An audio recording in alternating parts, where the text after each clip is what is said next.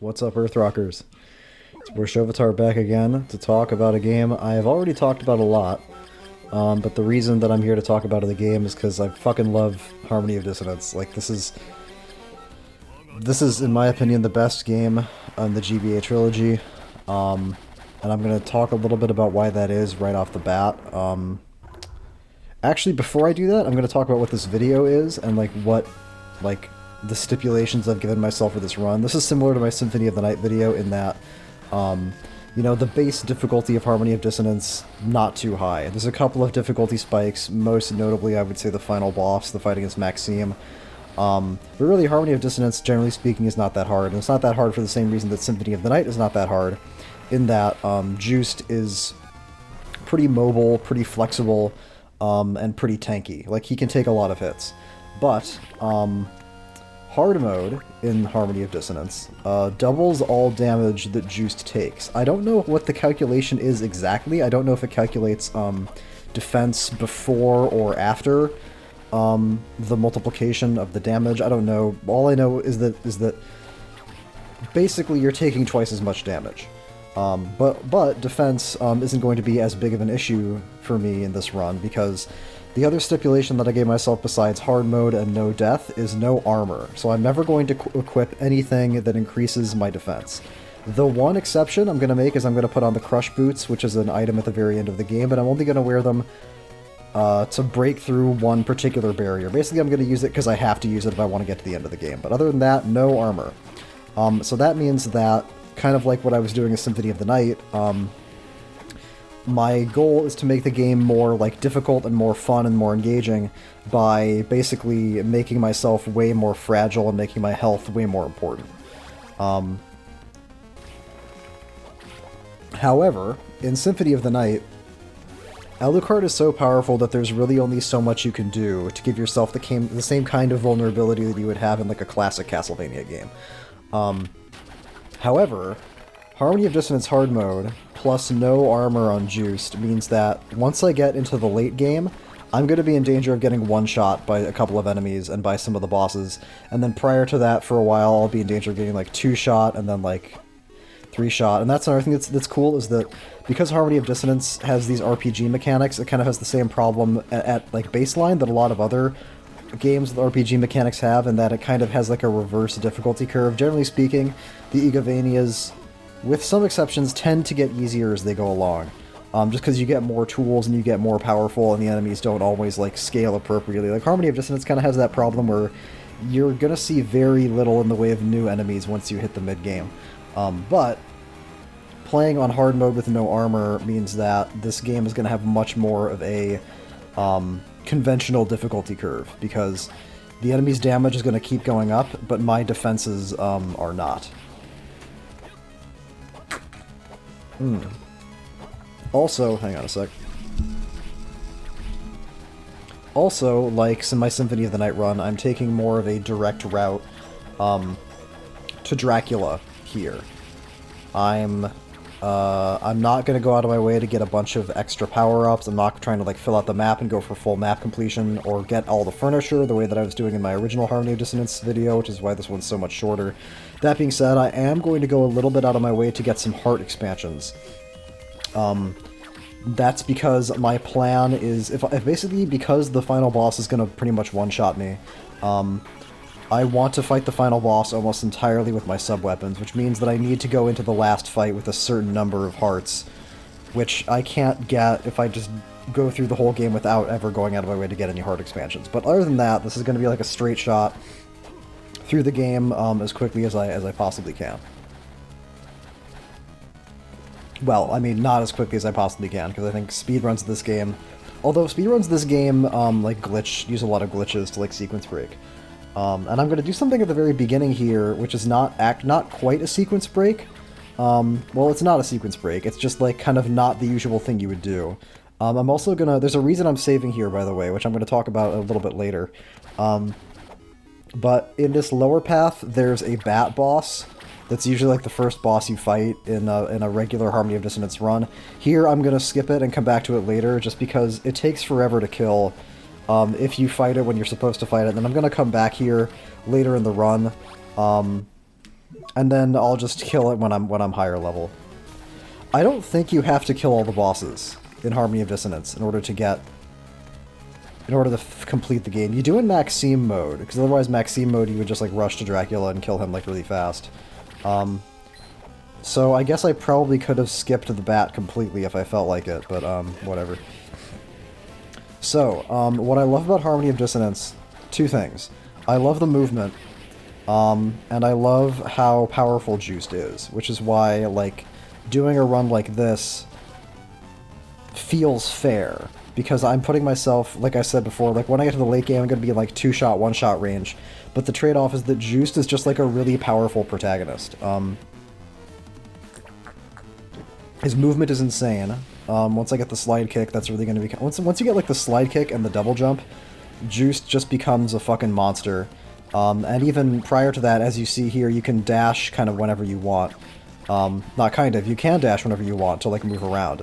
And so Harmony of Dissonance, like, becomes this very...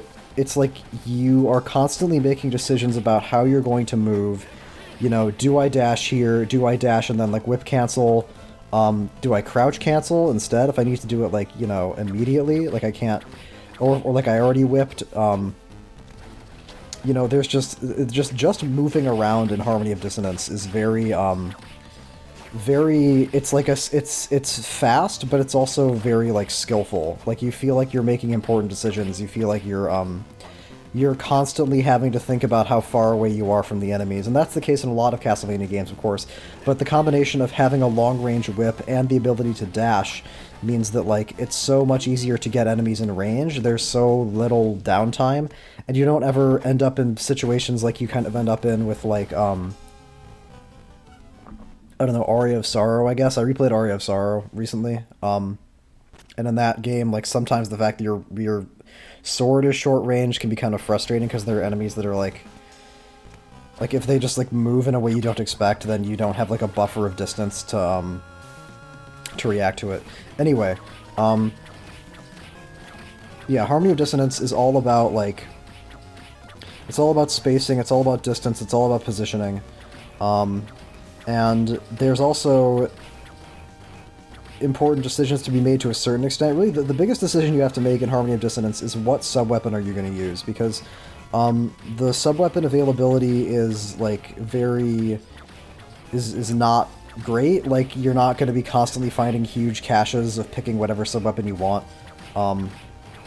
It's smarter, in my opinion, to plan to go through most of the game with, like, the same one, or if you swap, like, make sure you know why you're swapping, and you know when you want to swap, and you know when you can, like, swap back to whatever else you want. Personally, I'm going to go through almost the entire game with the Bible, because I think it's the best sub-weapon for, like, casual usage. And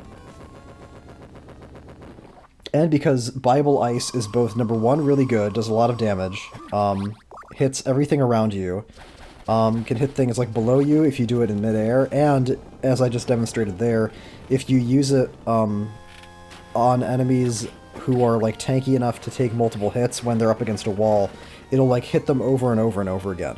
And that's something that speedrunners take advantage of. They do this thing called damage stacking. I don't know how it works exactly, but it involves, like, basically fucking with the game's, like, hit detection, and, like, throwing a sub-weapon and, like, whipping the sub-weapon as it hits an enemy and just, like, racking up a bunch of damage. So what I just did there is an extremely important feature of Harmony of Dissonance that I really wish I'd known about when I first played the game, which is that if you, at any point in the run, if you hit save room in the pause menu, which the game calls, like, a quick save, and then you reset the console and then you select the file, it'll take you back to whatever the last save room you used was. And that's so important in Harmony of Dissonance, because Harmony of Dissonance is a game with a lot of backtracking, and just kind of a lot of, like, yeah, like, a lot of backtracking. So having that tool to be able to get me back to where I want to be as quickly as possible, get back up into that top room that I can now, to access the fire book with the slide kick.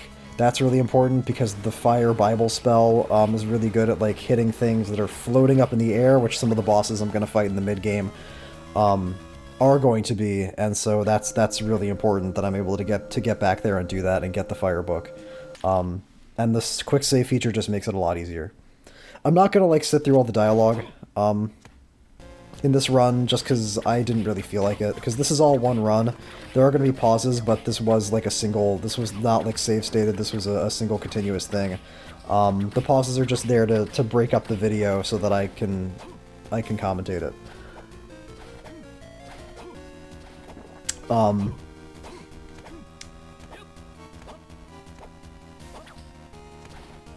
But like I was saying, yeah, quick save feature. Yeah, I'm not going to show all the dialogue. Although I don't have a problem showing this. These guys, even after all the time I spent playing this game, still kind of mystify me. I think the idea is that you can only hit them... Like, you can't hit them if they're idle like that, but then sometimes they...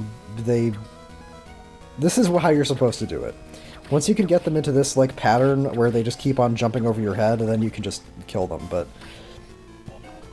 If you get bullied off the ledge and then they're just, like, ledge hogging the whole time, then you should do what I just did, which is reset their position.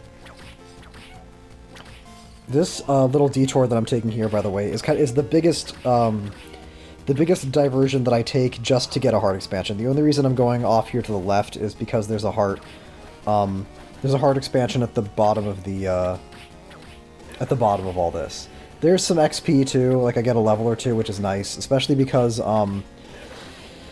even though like the reverse difficulty curve is not, even though like Harmony of Dissonance with this is not like a reverse difficulty curve because of how fragile you get in the late game, you're also pretty fragile in the early game. You're kind of fragile the whole time, actually, now that I think about it. It's just like, it's in the late game where you really go like, you are literally in one-shot range. The things get really, really scary. But some of the early game bosses are like... Some of the early game bosses are really tricky, so I don't mind getting a few extra levels by doing this detour, but the main reason that I'm doing it is just for the heart container. Like, if that wasn't there, I wouldn't be doing this, even if it did give me an extra level or two. I should talk about another stipulation that I had in my previous run that I don't have in this one. In my previous run, I was like showing all the endings, I was getting like 100% map completion, I was getting all the furniture. Here, I'm just going straight to Dracula, hard mode, no armor. But the one stipulation that I had given myself in my previous run was no healing items. Here, I actually did let myself use healing items, but I don't let myself visit the merchant. So the healing items that I have, so the fact that my route is very direct, there's a lot of the castle that I'm just not going to see, plus I'm not ever going to buy anything from the merchant, means that even though I can use healing items, the number of healing items available to me is very, very low. So really, I'm only going to have like a handful of potions to use throughout the entire run. So the early game is dangerous because of like the design of some of the enemies. Like these bomber armors are really scary, and I still don't exactly know how the game intends you to fight them. The issue is that the bomb explosion like persists for a while after you destroy it. So you have to like, you can only really get, you have to like dip in, get a few hits in, back up, destroy the bomb or dodge the bomb, then like dip back in. And I don't know really, I mean, I guess that's how you're supposed to do it, but it's kind of frustrating because it creates this unavoidable like downtime that if you are playing really cautiously, which I am, because the bomber armors are probably going to do like if I ran into that explosion, it would probably do about half my health right now. They can just take a while to kill. And then taking advantage of iframes from the spells is also really important. I haven't even like talked about like the basic systems of Harmony of Dissonance. I just kind of like got right into the movement and the run and like the specifics. So in Harmony of Dissonance, you have sub-weapons like you have in other Castlevania games, but you also have the magic books unlock different magic spells. And every sub-weapon has its own kind of arsenal of spells for each of the different elements. Like, there's Ice Bible, there's Fire Bible, there's like Wind Bible, which you're not going to see. But then if I had picked up an axe instead, or if I had stuck with the Holy Water, then I would have like a different set of spells. It'd be like Holy Water Ice, Holy Water Fire, whatever. Like I said before, I'm going to be spending most of this run just using the Bible. Motherfucker. Cursing in this game doesn't drain your MP. nor does it stop you from attacking, but it slows you down, which is really important because, like I said before, Harmony of Dissonance is all about movement and all about positioning, and the enemies I think they're definitely designed with the fact that you have like a whip and you can dash and like move around in mind, which means they can get very aggressive, and like do a lot of damage if you're not careful. So what I did in my main run is I would go... So this is like the first point in the run where you have a choice of which direction to go in. Where you can either go to the Skeleton Cave, which is off to the left, or go to the Caverns, which is off to the right. And typically, what I'd done in previous runs was I would do the Skeleton Cave first, then do the Caverns. Because the portal that takes you to the next part of the game is in the Caverns, so that just makes sense. Want to point that out, by the way. I whipped the axe, and it was destroyed in a plume of fire, and then I took 34 damage, somehow. And here I get spooked and I drink a potion, which... I think ultimately I didn't need to do that. I don't think I take another point of damage here, but... after I successfully... I basically did everything right against that first knight, but I still took damage, so at this point I was concerned. But anyway... It makes the most sense, like, spatially to do the Skeleton Cave first, then do the Caverns, but in the Caverns you can get an augment for the whip called the Yellowstone, which makes your whip do lightning damage. And the boss of the Skeleton Cave, the Skull Knight, is like one of the hardest bosses in the early game, and he's weak to lightning. And I realized that if I had the quick save feature, then I could go to the Caverns first, kill the boss in the Caverns, get the Yellowstone to get the lightning whip, then go all the way back to the Skeleton Cave, kill the boss, and then just teleport back to the Caverns, go down further into the Caverns, and take the portal to the next part of the game. So that's why like the quick save feature is so cool and so important, because it opens up like more routing possibilities, and it makes more like non-linearity viable. Like you're able to make more decisions and weigh pros and cons in that way. I don't really like the boss of the Caverns either. But it's definitely easier, or it's less scary than the Skull Knight, I would say. It has a falling rock attack, which I'm always bad at dodging. But honestly, what I'm concerned about here is just like doing enough damage to it, because the thing is that at the end of the Skeleton Cave, you get the double jump, which means I'm used to fighting this guy with the double jump, because I'm used to doing the Skeleton Cave first. This time I don't, which means that what I'm going to have to do at a certain point during this fight is I'm going to have to jump on one of these two platforms on either side of the arena, and then jump over him to get like over his... well, he doesn't have a head anymore, but get over his shoulders, I'll say. And that's tricky because that jump is really tight, and if I hit him, I'm going to take a lot of damage. I'm already going into this fight at like 60% health, which is bad, but I didn't feel like turning around and walking all the way back to a save room, because that just wouldn't be good for the footage. Not quite good enough. That's kind of exactly what I'm talking about. See, if I had the double jump, then that wouldn't be a problem, but here it is. So, like, my biggest concern really with this boss is just doing enough damage to it that I don't have to do that jump, or try to do that jump too many times. And this is which is where the extra level that I got in the Treasury Volcano area with the skeleton ninjas comes in handy. Otherwise, I just want to make sure that I'm using all my resources. I actually should probably have been using the Bible more aggressively, but I guess it works out. And that's another thing about Harmony of Dissonance, like a run like this that's interesting, is that the fact that I'm trying to do it fast and like I'm always going towards the next objective, I'm not like taking big detours and taking my time, means that I have to think a lot more about my heart supply too. Like, when am I going to use these hearts? Because if I was going on like a big grand world tour, I'd just be killing way more enemies, so I would be getting way more hearts and I would probably never have to think about it. But not only am I not killing that many enemies, so I'm not getting that much heart replenishment if I'm low, but I also want to get to the final boss with like full hearts, maximum hearts. So that is like also a factor, where that's not really, I'm not thinking about that in the early game necessarily, but when I get into the mid game and the late game, I'm definitely going to be concerned about making sure that when I walk into the final boss arena, I'm like at least like within like 15 hearts of max, because there are some like big 5 heart drops you can get in the room right before the final boss, but that's it. So that's why I'm not necessarily gonna dump all of my hearts into the golem. Like spam the Bible every time I'm not whipping him, even though like that maybe would have been smarter.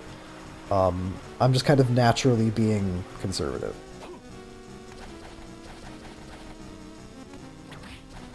Yeah, this is the pass to the Yellowstone, which I could have skipped. I guess it wouldn't be strictly necessary, but having the Lightning Whip makes not only the boss fight in the Skeleton Cave a lot easier, it makes a couple of combat sections towards the very end of the caverns when I come back to it after the Skeleton Cave easier, because all armored enemies are weak to lightning. And there are some armored enemies in the caverns that are kind of scary, those green knights that you already saw. And there are some armored enemies in the fucking clock tower and the reverse clock tower who are scary as shit and who are like the first enemies that can actually one-shot me. So I definitely want the lightning whip for them too. These blue witches are weak to fire, fun fact, which is why I haven't actually put the lightning whip on yet. Elemental weaknesses become very important if you are... if you're like going through the game fast, it just means you have, you're not like as high level, so you want to make sure you're doing as much damage as you possibly can, and also like, if the consequence of an enemy hitting you is you take 1,000,000 damage, then it's all the more important to make sure that enemy dies fast. I fucking hate those ectoplasms.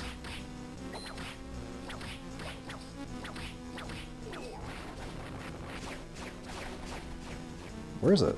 I threw a Bible because I was expecting an ectoplasm there, but I guess it's just gone. I think the way that works is that one ectoplasm spawns in this room, but it spawns close to what entrance you come out of. So, that one that I killed at the start was the one that was at the bottom when I first came in, if that makes sense. A lot of people, like, don't like this game, or they seem to, like... I kind of hear mixed opinions about Harmony of Dissonance, and most of the criticisms of this game are logical to me, because they basically say, they either say like it looks bad or it sounds bad, right? And I think the game looks fine, pretty much. I get what they mean. It doesn't look as good as like Circle the Moon looks, or aria of Sorrow. And then the sound, I also know what they mean. The sound quality is pretty bad, and I don't really know what went wrong there, because the music, I don't really like the compositions in Circle of the Moon. Well, Circle of the Moon is all right, but I don't really like most of the compositions in Aria of Sorrow. But the music like sounds way better. The music in Harmony of Dissonance sounds like it could be coming out of like a fucking Game Boy, and I don't know why that is. I think the compositions are really good though. Maybe this is the dissonance they're talking about, although I doubt it. I doubt they made the music sound bad on purpose. But like most of... And a lot of the other criticisms people give of the game involve the initial progression, because the initial progression in Harmony of Dissonance can be pretty confusing. Like, you hit a spot towards like the end of the early game, where you can go like 4 different directions. You can go to like 4 different areas, but really only one of them is actually correct. So if you're unlucky, then you can hit like 3 consecutive dead ends before you go the right way, which is sort of like the perils of non-linearity in general, to be honest with you. You know, no Igavania is quite like Lament of Innocence, for example, where you can just do the levels in whatever order. But like I'm demonstrating now, there are a couple of decisions you can make vis-a-vis like routing or level order in Harmony of Dissonance. I'm going to be skipping like most of the dialogue because I didn't want to sit through it. I think my strategy was to skip dialogue at points when like I thought it would be funny for the dialogue to end. The Bible, I picked the Bible because the spells are good, and also just because the Bible itself is really good, as I demonstrated. Fun fact, these guys are also weak to lightning. I don't know why, but that's why my whip swing is doing more damage than my slide kick, because the slide kick does like base whip damage which is super important. But that doesn't take into account like elemental. If you elementally enchant your whip, it doesn't magically elementally enchant your boots too, unfortunately. And as you can see, like that's not like 16 versus 24 is not an insignificant difference. So I think this was a really smart idea to go get the Yellowstone first and then fight this guy. Because he's not so dangerous right now, but in Phase 3, he can be really fast and really unpredictable, and I think I do get hit in this fight, so I'll see how much damage I take, but I think it's going to be a lot. Well, I know it's going to be a lot, but I don't know if it's going to be like a third or like, or what. Yeah, taking advantage of that Bible, Ice Bible Fire thing, my makeshift damage stack. Because that's what it's like when speedrunners use like damage stacking. It'll like rack up like a bunch of hits like that, but they'll do it with like a cross and like a whip swing. I'm kind of like finagling a damage stack together with the wall and the blue flame. Yeah, this is the phase where he gets scary, and I think what happens is he just like jumps on me and I'm not ready for him. But Lightning Whip means he's getting out of this phase a lot faster. And ending the fight a lot faster, I should say, since this is the last phase. 24. Okay, that's actually not as bad as I thought it would be. That's like not even a quarter. Okay. Interesting. That's probably because I did the caverns first, and again that got me like another level, and also because it's still early game, so I'm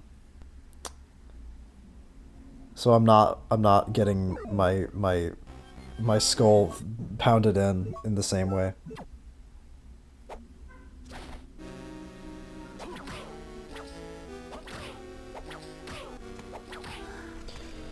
Another thing that I should mention about Harmony of Dissonance is that, oh yeah, some people have said they don't like the movement, which is completely bizarre to me, because Harmony of Dissonance, in my opinion, has the best movement in the entire series.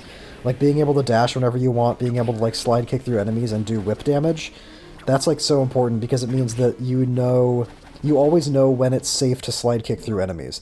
Like, if you whip an enemy 4 times and it dies, that means that the next time you see that enemy, you can whip it 3 times, and then slide kick through it for the last bit of damage, and you'll kill it, and you'll be safe. Because that's how slide kicking works. If you slide kick into an enemy and it doesn't die, you take damage, but if you slide kick into an enemy and it does die, you just go right through it. So that's, like, so important for maintaining the pacing, because in other games that have slide kicking, the slide kick just, like, doesn't do any damage, so it's, like, almost useless in terms of regular gameplay, but Juiced fucking zooms around at the speed of sound all the time, and he also has, like, kind of more classic style fixed jumping arcs where he has like a forward jump, which takes some getting used to, I admit. I think that's what people mean when they say they don't like the movement, but I prefer Juiced's like horizontal jump to the fucking pencil jump that Nathan does in Circle of the Moon, where you just jump fucking straight up and down. Really strange. Oh yeah, so those flowers, you can kill them with one Ice Bible, but you gotta like... It's weird, because your impulse is to try to jump above them and then shoot the flames down at them diagonally, but that actually doesn't work because they don't get hit by enough flame particles. If you do it more horizontally, like you jump up to where like you are roughly level with like where the head is, or like a little bit above the head where it starts, and then you use it, the flame gouts are like tall enough that they'll hit the flower's head. And that way it'll get hit by 3 instead of 2, and it will actually die. And you can go back and watch me go through the caverns and see like which one of those flowers I kill and which ones I don't kill. And the difference is my position when I use Ice Bible. I'm lower in the ones that I actually kill, and I'm higher in the ones that I don't. So, and that's actually an important. It's important that those guys die super fast, because they, if one of their spores hits you, they'll poison you. And just because you don't want to, like, hang around in the caverns. Those blue witches do a ton of damage. Not as much damage as the red ones do in the reverse caverns, but, it's a lot. This part, that shit right there. I was about to mention it, but it happened. Sometimes when you jump over here to fight these archers, they can already be firing an arrow, and then you just jump into a fucking arrow and get hit. And they do a ton of damage too. They're tanky and they do a ton of damage. So if that had happened, I actually would have turned around and gone back to a save station, because now we're fighting the devil, who is probably my probably my least favorite boss in the game. I think visually, like his visual design is pretty cool, but the way you fight him is just very annoying because it's extremely hard to fight him safely.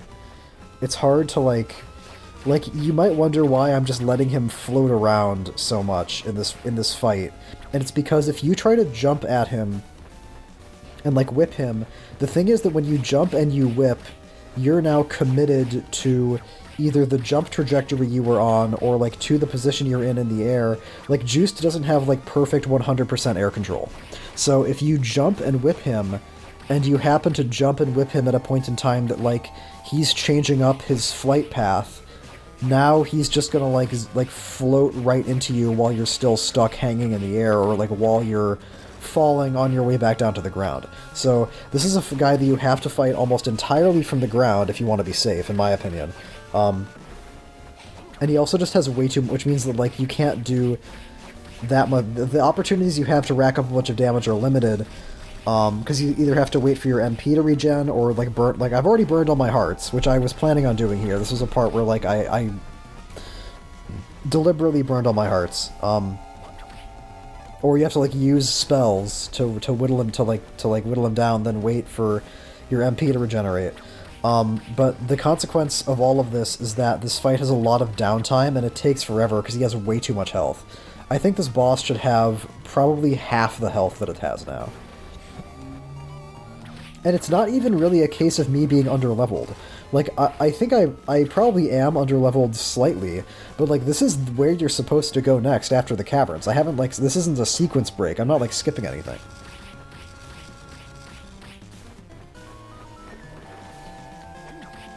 He's just the fucking biggest asshole on the planet, and he takes 100 years to die.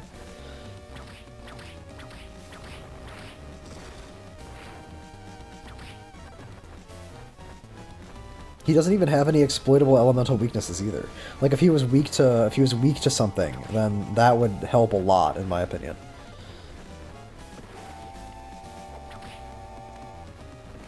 And this guy doesn't one-shot me, but he two-shots me. I know, and not only is he gonna knock off almost all my health if he hits me, but he also curses you if he hits you, which means you can't dash, you can't slide kick, you can't double jump. You're walking really slowly, and on this guy, that's really dangerous because you need to be able to reposition yourself at very short notice depending on where he happens to be, because you never really want to be directly under him unless he's in the middle of using an attack like that fire breath there, because he could just like decide that he's done floating and just come down right on top of you at any point, unless he's in the middle of doing another attack. So, it's very, very important to be able to move against the devil and to be able to move at short notice. I feel like that boss music isn't supposed to keep playing. I feel like it's supposed to stop when he dies. I don't know why it's doing that. Maybe I'm wrong. The Night Goggles, yes. Doesn't give you any defense, so I'm not breaking my stipulation, but it lets me see in the dark, which lets me get to the next level, as I think of it, which is probably the scariest one in the entire game. Or it's definitely a contender. I hate this shit so much. This shit is so infuriating. This part right here, with the fucking spectral sword and all the items, all the weapons, that part is so awful because the sword can sometimes just float off the screen and you don't know where it is. Ditto with all the other weapons. And they're just off the screen somewhere, so you can't attack them, you can't kill them, you can't get them out of the way, and you can't go forward because they could like swing up from underneath the outside of the screen at any moment and just fucking hit you. So it's really annoying, it's really awful, and it's not like there's two ways to get to the aqueduct, but this is by far the way that makes the more sense to do. It makes the most sense to do. Because this gets you to, because there's a boss in the aqueduct, but there are two very important upgrades that I get in the Aqueduct of Dragons. There's the blue stone, which applies the ice element to your whip, which is extremely, extremely important for reasons I'll get to momentarily. And also there's the Nail of Dracula towards the bottom of the aqueduct, which increases your strength by 10. So that's also really, really, really fucking important. Or by some quantity. The first available Relic of Dracula also happens to be the best available Relic of Dracula. So the reason the Ice Stone is super, super, super, super important is because these mermen in the aqueduct, who can two-shot me, are not weak to lightning, even though they live in the water. They're weak to ice.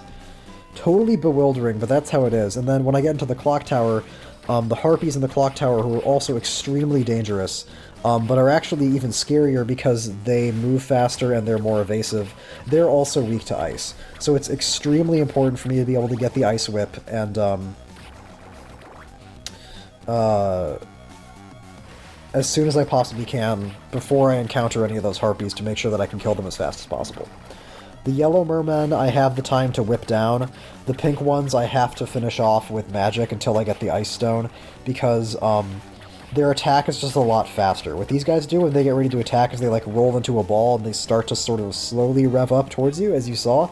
But the pink ones will just will just dive on top of you, and they'll hit you multiple times, because Juiced doesn't have that much doesn't have that many iframes between taking hits. So if one of those pink fish guys dives on top of you, you're gonna get hit twice, which at this point in the game for me means I'm gonna die.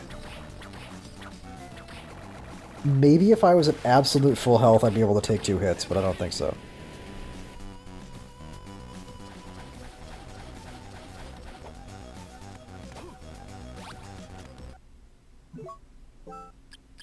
Thank fucking God for the blue stone.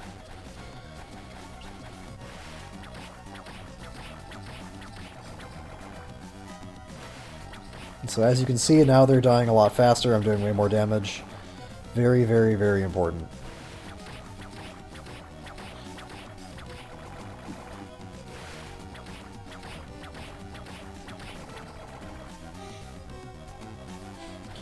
The pink guys can either dive at you or they can like spit at you, and the spit also comes out really fast and is hard to dodge. Really the biggest difference between the yellow guys and the pink guys is just that the yellow guys have a slower attack. I'm surprised I saved there. Am I going to teleport back up? I guess I probably will, although that seems kind of... I don't know why I would do that, because it's not that big... It's not that long of a trip between where I'm going to get the Nail of Dracula and back up to that save room, so I might quick save to get back up there faster, but that seems somewhat excessive. Okay, that was fucking scary. So this guy, this guy hits me. My plan basically is to use iframes from the spell to avoid the boomerang until I don't have the MP to do it anymore, which is now. I don't know why I let that hit me. I don't know if I thought I had MP that I didn't have, or if I just didn't react fast enough. I probably didn't react fast enough. I probably meant to dash backwards, but I was still in the animation. Okay, yeah, I am gonna. Okay, well, that's strange, but I guess it is faster. There's not even anything dangerous between the save room and the nail once that boomerang armor dies, so it wasn't like I was worried for my survival. I think that was purely just because it was faster. Okay, so the giant merman, I know for a fact this guy can two-shot me, because I remember getting hit here once. I don't think I get hit in this footage, but I remember in one of my attempts this guy hit me, and I know for a fact he took off like 80% of my health, so we're now in like the serious shit zone. But fortunately, he, like the other merman, is weak to ice, which means that I'm taking advantage of the Ice Stone again, but also, more pertinently, when I do those, like, the ghetto damage stacks with the Ice Bible spell, he is going to take a ton of damage, because the Ice spell is taking advantage of that elemental weakness. And he very helpfully puts himself right in the corner like that.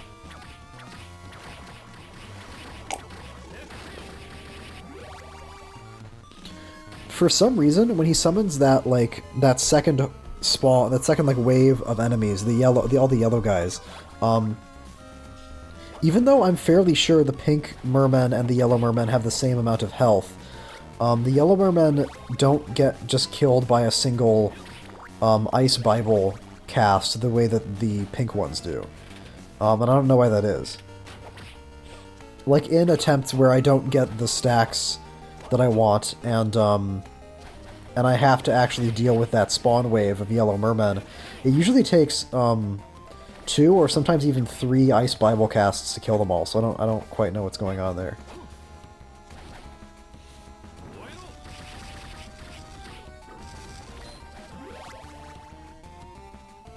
Now we are in the clock tower, which I think is... I think this is the scariest level in the whole game.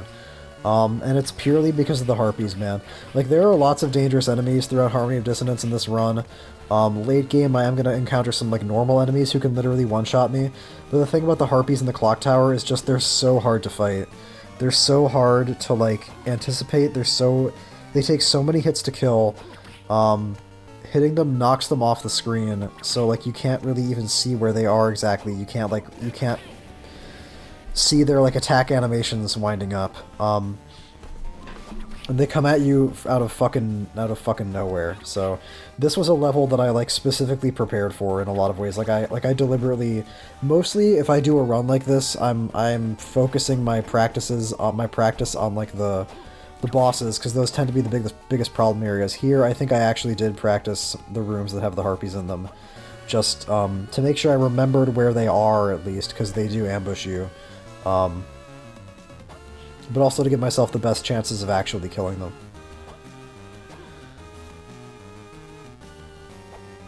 I almost hope one of them hits me. Where is it? There it is. Okay, beautiful. That's exactly what I'm talking about when I talk about practice.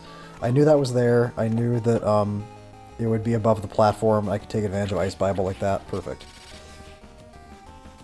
I could put on the yellow stone to take advantage of the lightning weakness that these guys have, but these guys are not the scary disc armors. The scary disc armors are in the reverse clock tower. And those guys I am going to put on a special stone for. There, I could just kill them normally. And there's more harpies here. Okay, I thought there was one here, but I think it's one level up. There it is. Fucking Christ. And now where is it? Quiz, where's the harpy? What should I do right now if I want to kill it? Oh, there it is. Hello, Miss Harpy. Now where is it? What do I do? Oh, okay, there it is. I somehow get petrified. Oh man, so fucking scary. They have the fucking petrifying Medusa heads here? That must be a hard mode thing. That's like exactly... I'm just gonna... Just get to the save station. Just get to the save station. Okay, good. God, they're so scary. And I think this is the end of the first part, yeah. Now moving on to the second part, which... So this room here with the harpies is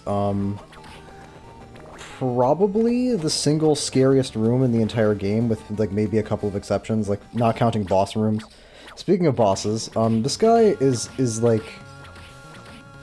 The first time I encountered this boss, I remember defeating it so easily that I thought it was like a joke. Like, I thought the real boss was going to show up after this thing died. But no, this is the real boss. It's really just about, like, how greedy do you want to be with, like, staying on the same side of him and racking up damage, and at what point should you jump over his head. And optimally, you would jump over his head. You wouldn't ever jump over his head. You would wait for him to go up on the ceiling, which is the other thing that he does, but I don't actually know what triggers him to do that. What's very important in this fight is I can get hit by the little blobs, no problem, but I absolutely 100% cannot afford to actually contact the slime itself, because not only does it do a truckload of damage on hard mode, but I think it also poisons me. And I remember that because when I was doing practice runs, I actually did walk into this guy and get poisoned, so that's pretty much my main concern at this point. Otherwise, it's just a very simple case of, like, giving the small orbs respect, backdashing, crouching. This is also where, like, all of the movement abilities you have in Harmony of Dissonance become really important and really useful. Like, I don't think there's anywhere else in the run that I ever, like, crouch cancel a backdash, but it's possible to do. Another thing that I wanted to point out about Harmony of Dissonance is, combat which I was thinking about this because I saw I saw like a discussion the other day about Aria of Sorrow, and somebody was talking about how fluid and flexible the combat in Aria of Sorrow is. That's a good dialogue cancel. It's a good strategic dialogue cancel. Yeah, about how hard Aria of Sorrow is, and or about how all the things Soma can do, like he can attack, like jump cancel, or like backdash canceled, like attack again, and like the thing about that is that it's a lot harder for Soma to actually like if you think about the process of attacking and then backdashing and then into a second attack to not incur the attack cooldown. Like if you really think about that, normal human reflexes, I feel like you'd either not gain, that's like a very slim window to get far enough away from the backdash for the backdash to matter, and also to actually like hit the thing. And also, the fact that Soma's sword is so thin means that like if you're gonna try to like spam jumping to get around the attack cooldown and like hit something that's on like the floor, you really need to be like tight with the timing. I don't know. What's nice about Harmony of Dissonance, and honestly the only other game I can think of that's like this is Portrait of Ruin, is that, well actually no, Dawn of Sorrow is like this too with the big two-handers. That's something where I would like swing a big heavy two-hander in Dawn of Sorrow, then backdash to get around the cooldown, then swing again. If you actually watch my Dawn of Sorrow videos, I do that a lot. Dawn of Sorrow's like baseline combat honestly isn't bad. It's just a nightmare to actually play the game and get the weapons themselves. This part's pretty funny. What I was gonna say is that in Harmony of Dissonance, the fact that and in Portrait of Ruin, the fact that Juiced and Jonathan have whips means that you have there's a much larger window to like do your second swing while still maintaining like safe distance with a backdash cancel. That's what's important. And I opened up the reason I did that back there, not just because it was funny, but because that's going to open up a pathway in the normal clock tower, which is going to give me another Relic of Dracula. So I have to do it. And I'm not actually, this is the part of the run where the route gets a little bit convoluted. I actually don't remember in what order exactly I do things here. I do know that I had it all written out though. There's literally like a piece of paper somewhere around here that I wrote out every step that my route in this game, exactly what I'm gonna do, when I'm gonna do it, and which extra hard expansions I'm gonna go for, that kind of thing. Here I'm saving magic until he actually attacks me so that I can use iframes to not get hit. And he's just staying in the corner and he keeps on swinging, so I don't have any reason not to do it more than once if that's the situation that I'm in. It's hard to get him into the sweet spot where you can get that damage stack on him though. And yeah, as you can see, I'm taking a lot of damage at this point in the game. This is where shit gets serious. So I'm actually one hit away from death now. I don't know why I'm not drinking a potion. I honestly should be, especially if I'm going to be incurring close calls like that, but I must have figured he was close enough to death that I could probably get him. And the thing about the potion is that because I'm only using potions that I find naturally in my route, they're really, really valuable, and I mostly want to save them for honestly, if I could use 0 potions before the Maxime fight, that would probably be the happiest I would be. Because the Maxime fight is an area where it's the most important for me to not fuck up, because it's at the end of the run, and also, that fight is just very unpredictable and very fast, and a simple mistake can cause you to incur a lot of damage, so I'd like to have as many healing items as possible stockpiled for it. So even if I'm in a situation like that where I'm literally one hit away from death, if I exercise a little bit of I don't no exceptions drink a potion if I'm one hit away from death. Sometimes I will hedge my bets and say, well, I'm probably not going to get hit again, and I'll just take the risk because it's worth having that extra healing item available. I want to point something out about those green armor guys with the saw blades. Those are the first standard enemies in Harmony of Dissonance. I think the first enemies in Harmony of Dissonance, period, that I encounter that will one-shot me if they hit me. So these guys are no fucking joke. And I'm not exaggerating. It's not all oh, I'll be left with a sliver of health. No, if he hits me, I die. So This is one of the most stressful parts of the whole run, in my opinion. Probably the most stressful non-boss fight part. Those medicine jars are really important too, and I'm going to talk. And what those are, medicine jars are an item that I completely ignored in my first playthroughs of the game. What they do is they make you invincible for a brief period of time, and so I realized that they had some really important utility in the very end of the game, and I'll sort of wait to talk about that when it happens. But that's what's so interesting about that's why I like challenge runs. That's why it's so interesting to do this, because you could just say whatever, you're giving yourself this like stupid arbitrary challenge, but it encourages you to think about the game in different ways and take advantage of tools that you otherwise wouldn't have. Like I never would have thought about using medicine jars unless I was putting myself in situations where like I have no armor, I can get like 2-shot by almost every boss, 1-shot by some bosses. Having like temporary invulnerability to use in certain circumstances is really good. And here it doesn't matter that I took a hit already, because this guy would 1-shot me either way. So I don't feel the need to drink a potion. That's what's so fucked up about these guys, is that like you really have to wait and see what they're going to do, because I'm sure I almost instinctively jumped, because I was expecting like a normal like horizontal projectile from him there, but he shot a projectile diagonally upwards, and I feel like that's designed to like catch you if you think you can just like jump over all of his attacks, which is fair enough enemy design if you want to make the player actually react to what the enemy is doing, but boy oh boy is it obnoxious. Because that was a thing that I lost some runs to. Or was it just one? I don't remember. But I remember like losing a run to like instinctively jumping and getting like baited by him basically and jumping into his diagonal attack. And this is interesting that I'm not... Okay, yeah, I am drinking a potion here. That's smart, because I actually don't know how much damage this guy would do, this boss coming up here would do to me. I imagine it's about half, and I was about at half health, so drinking a potion there was prudent, because this wasn't like in the middle of a fight where the boss is already like mostly dead. This is like the whole fight. And this is a fight where sometimes it'll just fucking hit you. Like, it almost just like floated into me right there, and then when you get into phase 2, once like its body is destroyed, like, giving yourself a margin of error, giving yourself, like, I can fuck up... Even giving yourself, like...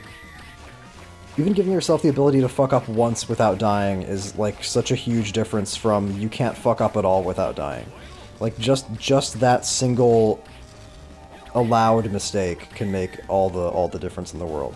And you have to be careful fighting this guy, because it's kind of like the devil, actually, who you fight in this same room in the normal castle, where, like, if all you do is jump and, like, whip to hit him, then you might find yourself in a position where you're, like, in midair and you're, like, slowly coming down from your jump, and it just kind of floats right into you. So that's why I'm not, like, constantly jumping and whipping at it, because that's what I'm worried about. I mostly would rather just whip it from this platform where I can, like, backdash off of it at a moment's notice if I need to, or fall off of it to get out of the way of one of the lasers or whatever. And if it's not in range of my whip, it's not in range of my whip. I'm content to wait. And that's like what's the big difference between like a run like this, like a challenge run like this, and like a speed run. Like speed runs are like insane. Speed runners are insane because like the impetus to always go for the fastest strats means you have to take so many more risks. And also, like, what constitutes a failed run, like, the margin of error is so much lower. All I have to do to complete this challenge is just, like, not get hit, which isn't like, easy, but I have a lot of flexibility in how I achieve that goal. I don't know why I was thinking about speedrunners. I think it's because I've been watching some speedruns lately of certain Castlevania games that I hadn't before. Like, I watched a speedrun of Bloodlines, I think. I watched a speedrun of, something else. Harmony of Dissonance speedruns are very strange, because speedrunners tend to either play Maxime mode, because it's like way faster to finish, or they'll, like, do a bunch of weird glitches and, like, sequence breaks. Which I'm not really interested in doing. I don't have, like, a problem. I'm not one of those people who gets, like, mad about, like, glitches and speedruns. Like, oh, speedrunners shouldn't use glitches. I get why they do it. It's just not something that I'm interested in learning or incorporating into my runs. Because I don't know. Honestly, the main reason is just because I'm too lazy to figure it out. Like, if it doesn't involve the game's, like, surface-level mechanics, I'm not really that interested in doing it. And there's some games that I've played where even things that are in the game, I just, like, don't want to bother learning how to do and, like, figuring out if there's some... If it's some, like, intense mechanical thing. Like, in Symphony of the Night, for example, like, you can wing smash, you can, like, charge forward with the bat in bat form, but it, like... I feel like it requires some, like, weird button combo, and I never, like, learned what it was. Maybe my problem is just that I'm a really, like, uncurious person. I don't know. Although I was fucking taking my time in that Symphony of the Night run that I posted anyway. I was literally walking everywhere because I didn't want to backdash. I've become so lazy that I don't even want to run in video games.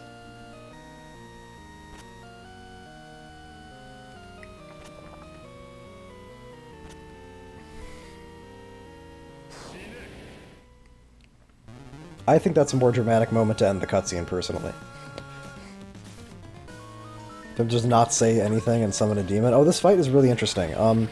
So this is a great way to rack up damage on this boss because it's very hard to do damage in this way on his, like, second phases. His second and third phases, because especially his second phase is just very unpredictable. And very dangerous to get hit by, because his second phase, this sword thing will curse you if it hits you. So this thing curses you, and it also moves around in a way that doesn't make any sense. So this is, like, the worst part of the whole fight. And the reason that I'm not just, like, spamming the Bible and I'm trying to, like, dip in and get whip shots is because I want... That's exactly what I'm talking about. I have to potion here, I think. Or I have to at least uncurse. Okay, I guess I must figure he's almost... He is almost dead at this point, I think. Because I was doing some good damage there with the fire tornado. Yeah, okay. Yeah, that was the right call. Because I racked up, like, 3 or 4 ice fire stacks on, or I think it was only like 2 or 3 on the cat, and then I got some good fire damage in on the second phase, so that was fine. That was an acceptable risk. But the reason that I wasn't, like, spamming the Bible the whole time was because the next boss that I'm going to fight, I need to spam the Bible for a lot to, like, counter all of his attacks. So, and look at this, I'm right back here with my best friends, the Harpy Sisters. Do I not have the Ice Stone on? I don't. Yeah, that didn't seem like it was enough damage. And there it is. Look at that. That's, like, so fast. Oh my god, I almost backdashed right into that one. God. They're so scary. Like, you haven't seen them... Or did one of them hit me earlier? I already forgot, because it's actually been a while since I recorded the first part of the commentary. Anyway, whatever, it doesn't matter. Now I'm going to get the second Relic of Dracula. Or the third Relic of Dracula that I'm going to get in this run, sorry. I don't know what that necklace is that it dropped, by the way.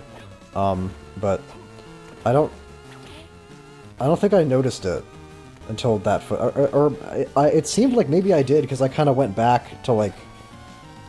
I kind of thought about going back for a second, but I ultimately decided not to get it. And actually... Oh, now I remember what it was. So I don't know what that necklace was that it dropped. But I kind of have a philosophical objection to picking up, This differs from game to game, but, like, I have an issue with randomness, and I have an issue with, like, random drops. Like, when I was doing, when I was getting, like, my Chronicles footage, for example, like, in Chronicles, there's a random sub-weapon you can get, so there's Simon's Quest ass puzzle where you just walk through a wall. In Chronicles, there's a sub-weapon that you can get called the Green Herb, which costs 10 hearts to restore, like, 6 points of life, I want to say, which, in a game like Chronicles, that's, like, pretty powerful. Any kind of self-heal in a classic Castlevania like that that's, like, on-demand and basically turns your hearts into health is unheard of and is really strong. But the issue with the Green Herb is that the drop for it is completely random. There's no spots in Chronicles where you're guaranteed to get a Green Herb. And I told myself, one of the stipulations I gave for myself with my Chronicles footage is, if a Green Herb drops, I'm not going to pick it up. And the reason I'm not going to pick it up is because I don't want to get the run just because I got lucky. Do you know what I mean?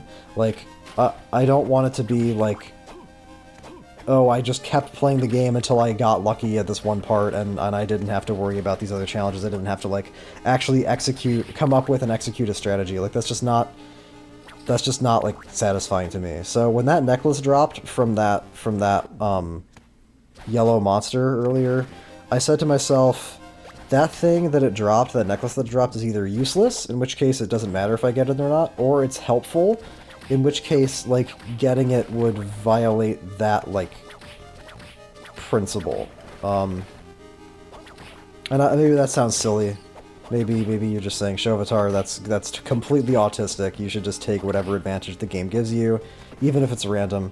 But that's just, like, I don't know. It's important for me to know that, like, that I got something because of something that I did, not because, like, the game was nice to me. That's just a quirk of my psychology, I guess.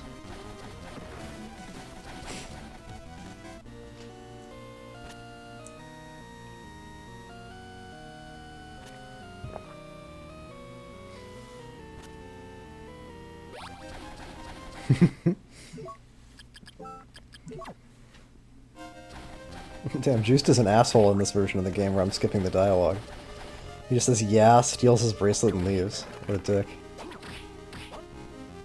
Juiced, star of the new Castlevania Nocturne. I'm not going to talk about Castlevania Nocturne again, I already talked about it in my Symphony of the Night video. Even though I didn't really have much to say about the show itself, I was more talking about the reactions to the show.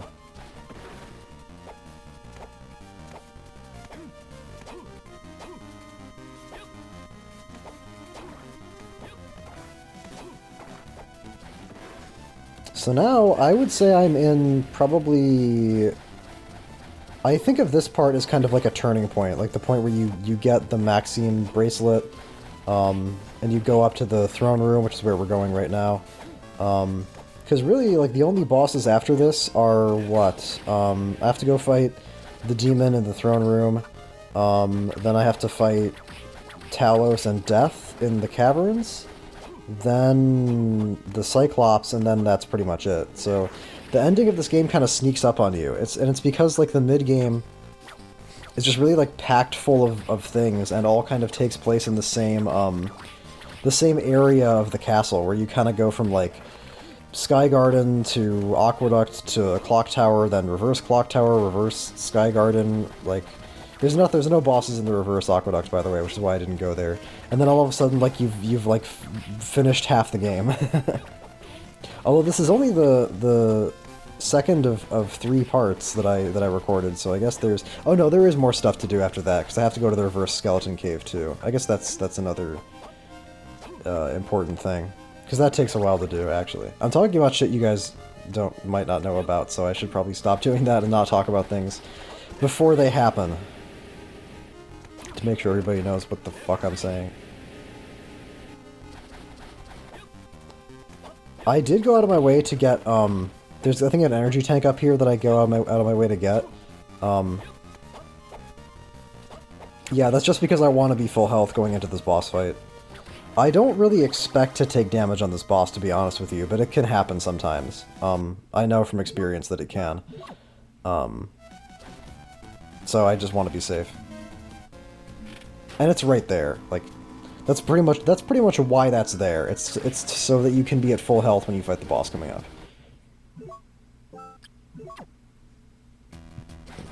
The boss doesn't have any elemental weaknesses. I just picked a random stone.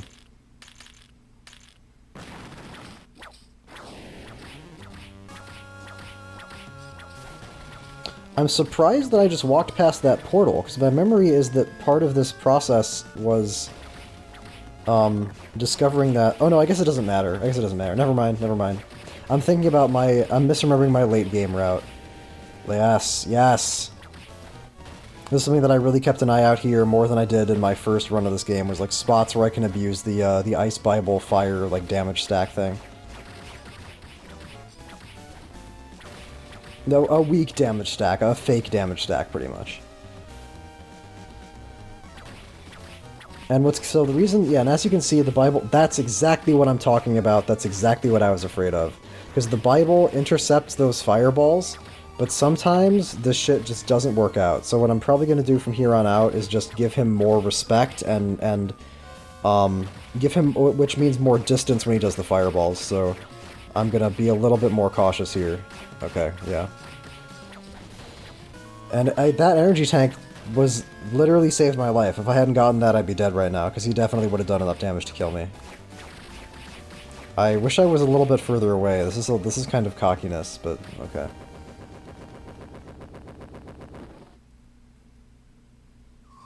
But at least you now see what I mean when I talk about the bosses doing a truckload of damage. I'm not joking about that. She just disappears. What happens there in the real game is that like Death shows up and kidnaps her. But if you skip the dialogue, he never shows up and she just like disappears and it looks really funny.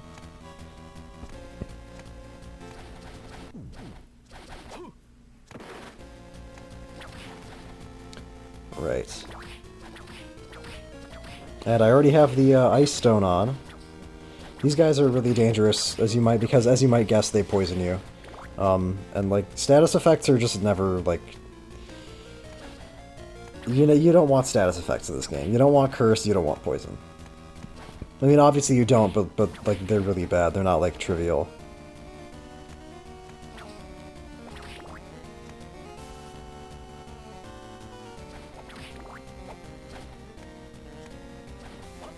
If I had really gigantic balls, I think it might not matter me getting this save station or not, because I'm pretty sure this boss actually would one-shot me if he hit me. I remember this guy hitting for a fucking gigantic amount of damage in my hard mode with armor run, so I think this guy would actually just straight up. What the fuck is this? Okay, that's really scary. I literally had to use iframes to not get hit there, because he just like wouldn't back up. I feel like he's not supposed to do that. He's like he's not supposed to corner you like that. That was really, really strange. And now I think I'm rattled, which is why I'm like staying so far away from him. And like throwing fire tornadoes at nothing, because now I'm like freaked out that he almost killed me.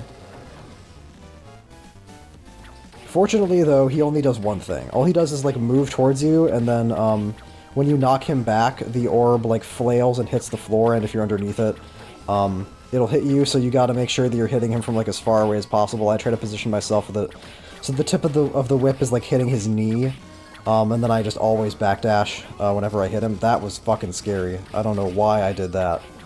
Why do I still have fire on? I should just switch to ice. Oh, it's probably because you need to like see the fire plumes. If I want to do like a fire stack,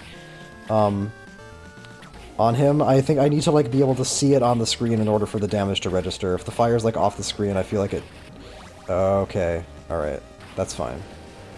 That's okay. That's probably fine. I maybe should have done that from a little bit further away, because I want to say that if I use the magic there, I use the iframes to dodge the initial swing of the flail, but then when I like come down, if I land on top of the flail, I think it would kill me. Like I think if you touch that steel ball at the end of the chain at all on that boss, it damages you. Which in this context means that it kills you.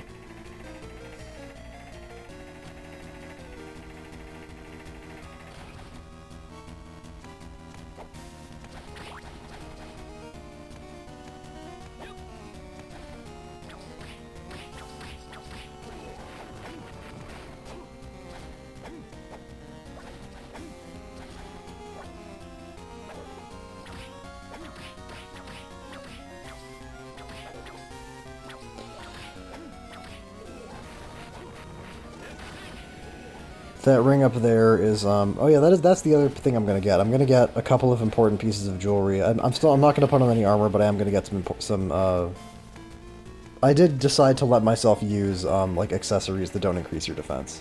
Because, like, why not? I was remembering, because there's a ring that I'm gonna get later in the run when I do some, I am gonna have to do, I do have to do some backtracking. I said that this is just going to be like a straight shot through all the bosses, and then onto Dracula, but I do have to do some backtracking. I have to backtrack to get, some Dracula relics that are in the first part of the game, but that are only accessible with, well, actually it's only one, but it's accessible. You need the double jump to get to it, and it's very hard to find, like, a natural place in the run to go and, get it, even though I got the double jump a while ago. It's just hard to... You never... a valid criticism of Harmony of Dissonance is that, like, you don't ever really get to travel around the castle unimpeded until like basically the game is over, because there's these doors pretty much blocking the castle off at the halfway point that are locked with, and that can only be unlocked with a key you get from fighting Death. And after you fight Death, like the game's practically over. Like the game, he's like the third to last boss. So that's, you know, that's not great. But there's also, like, it just means that you have to, like,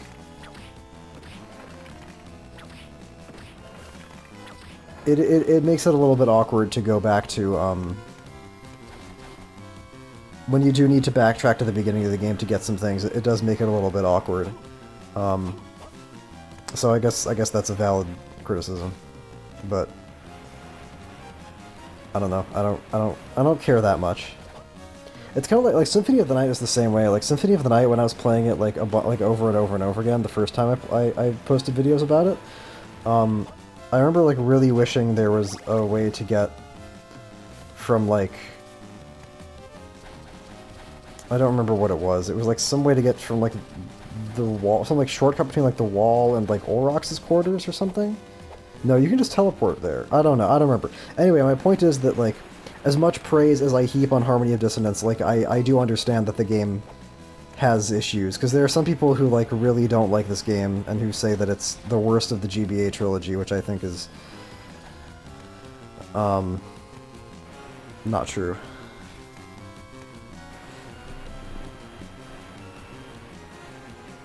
This part's also pretty dumb.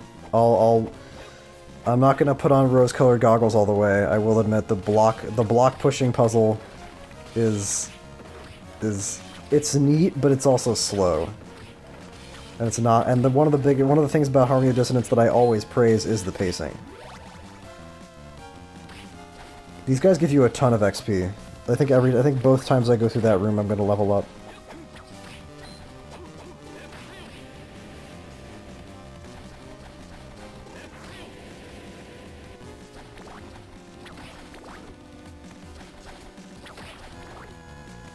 Look at this shit, man. As soon as the fucking impact sound from the whip hits, you can just dash and keep fucking going. God damn it. This is one upside of Harmony of Dissonance, though. The fact that like bewilderingly these enemies appear in like the third level of the game, and then also like the third to last level of the game, means that I'm playing this on hard mode and these guys aren't gonna like fucking three-shot me, which is appreciated. So do I think about so the only thing about Harmony of Dissonance hard mode that I don't like is that it imposes a damage penalty. And I think all of the Igavania hard modes do that, and I think it's a bad idea. It's very like, it's just less fun to not do as much damage. This boss is very much just about always keeping your eyes on where he is, and always being ready to move out of the way at a moment's notice if it starts to like sway or like hover over towards you.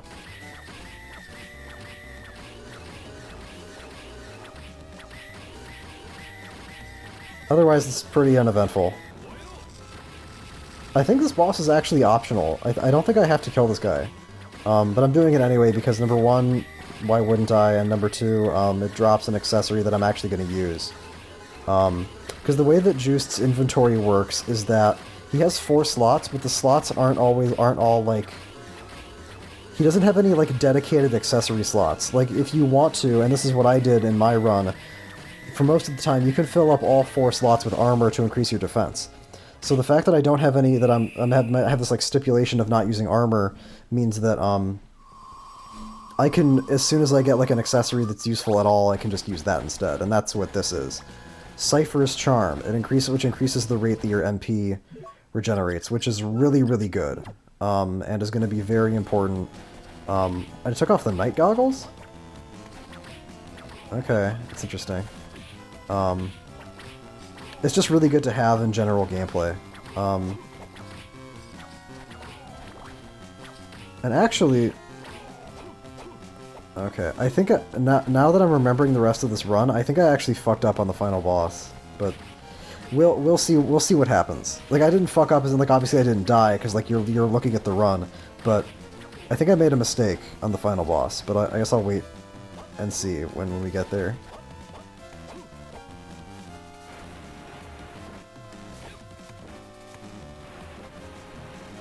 Because honestly, like, most of the bosses that I'm gonna fight from this point on, don't, like...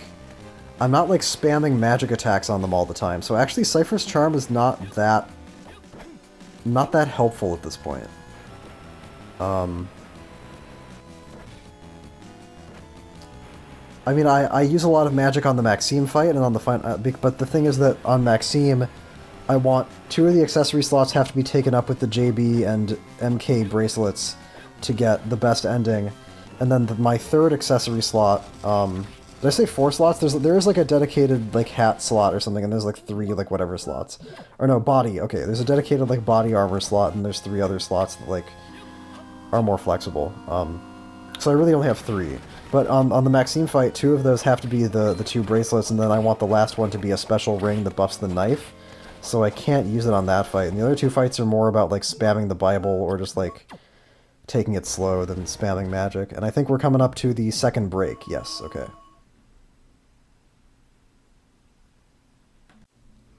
And now we get into the home stretch, which is every time I think about this, because I think about this game now in 3 sections just based off of like these 3 video files, and like I want to, every time that I look at one of these videos I think, oh, this part is the hard part, or like, oh, it's the early game that's hard, or like, oh, it's the mid game that's hard, oh, it's the late game that's hard. I would say, what would I say? I don't know. There are things in I guess I'd say it's mostly the mid game that can just fuck you, because the mid game has hard like regular enemies. There's some scary regular enemies in the late game too, but it's pretty easy to take precautions in dealing with them. And I'm actually going to take back what I was saying before about Cypher's Charm not being that useful, because actually I'm going to be using magic a lot on the Cyclops, and then I'm also going to be using magic to help deal with some of the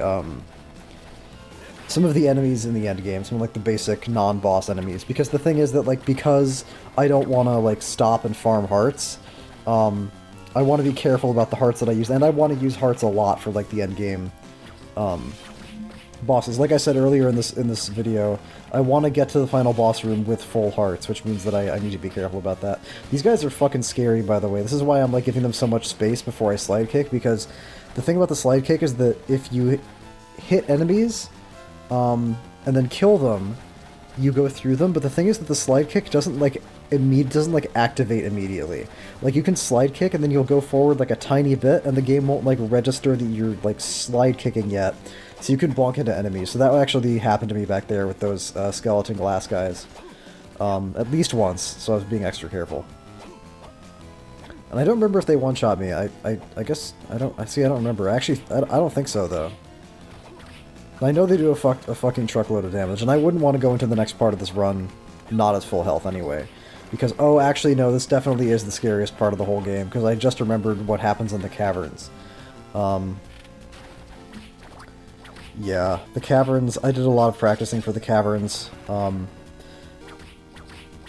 I kind of tried to be, like, obsessive with my practice in this game, because something that I learned from a lot of prior experience with these things is that, like, anytime you leave something up to chance, don't. Like, if you're gonna do like something like a no death or like something like this that's like practically a no damage, like it's not literally a no damage, but like there's so many situations where taking damage is basically gonna be the end of the run, that's kind of how it feels. It like felt like a no damage kind of during the end game. Just have a plan for everything, even if it doesn't work. Like, just don't wing. If you're not sure how you're gonna clear a certain like obstacle or like get through a certain room, just practice it. Just figure it out. Don't say I'll figure it out when I get there, because you won't. These women, these ladies on their broomsticks are the scariest thing in the game, because if they contact me, I'm dead. If they shoot their magic off, if they get their magic off, I'm dead.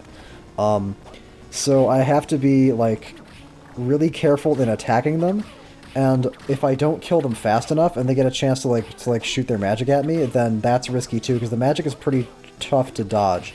It kind of comes down at like this like downward diagonal angle, but the projectile also like kind of moves in a strange way. It goes farther than you think it would, is what my experience has been. So that's why, yeah, I go past them whenever I can, and I make sure to kill them very, very carefully in all other situations.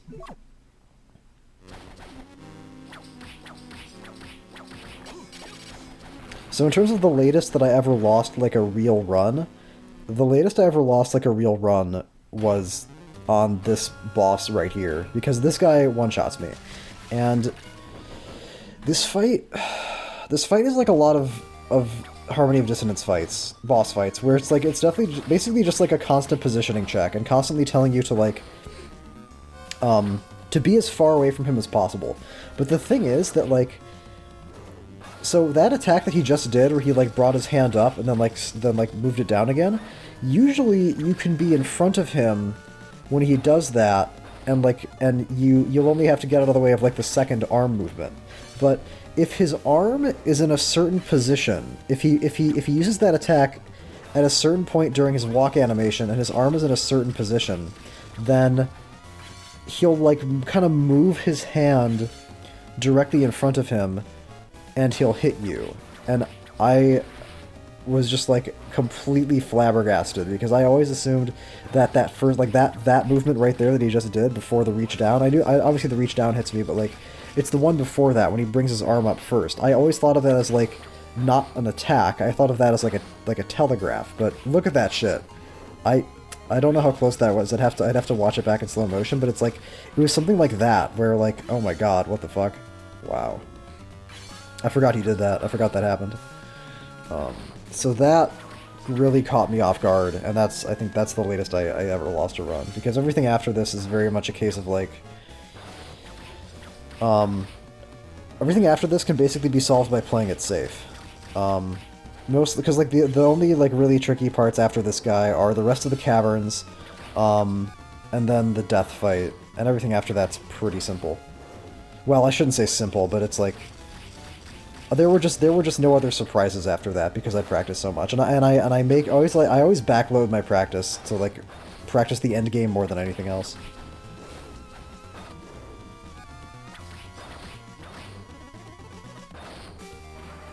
This guy has like a fucking ton of health.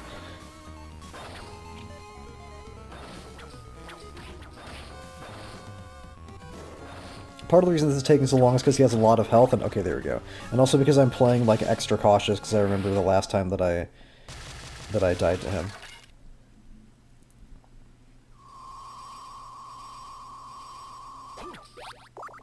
Okay, and I'm... Okay, oh right, yeah, I was wondering why I left the boss room in this way, because I don't remember anything being over here that I wanted, but that's what was over here that I wanted. So, okay.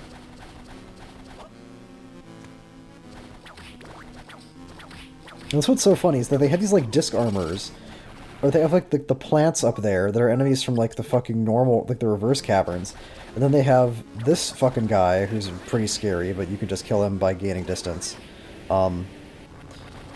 Also weak to ice, by the way. Just reason number, like, 6 why ice is the best type in the game. These chicks are also weak to ice, which is why I took off the steel tip and put the blue stone back on, because, like, they just need to die as fast as possible.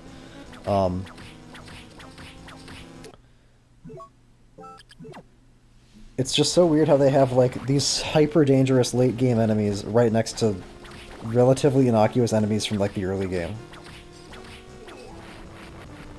I guess if you think about it, I'm not that far off from, like, where these axe armors were. Oh, the ladies with the Stars of David behind them will also one-shot me if they actually hit me with, like, a magic attack or anything, so I have to be really careful. I don't remember if contact one-shots me, but I know magic one-shots me. Fuckers.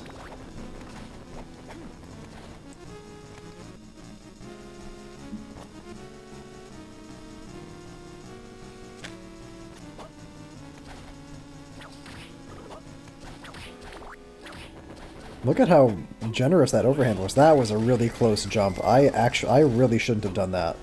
I should have just tried to use Bible fire from the ledge below her. I don't really know what I was thinking there, because that was really risky to get that close to her.